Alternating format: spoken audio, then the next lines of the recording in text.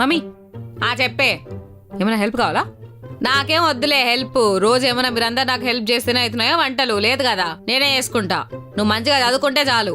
చదువుకోకుండా హెల్ప్ కావాలనా గిల్ప్ కావాలనా అని చెప్పి ఊరికే అడగదు, అర్థమైందా? పోయి చదువుకోపో. అమ్మా ఏమే? కొద్దిగా హెడేక్ వస్తుంది, తీయవా? పెట్టిస్తా. అల్లం టీ పెట్టిద్దునా లేకపోతే మసాలా టీ పెట్టిద్దునా చెప్పు. నేను అందుకే కదా ఉంది ఇక్కడ. నేను మనిషిని అనుకుంటున్నారా మషిన్ అనుకుంటున్నారా? ఎంత చేస్తానే?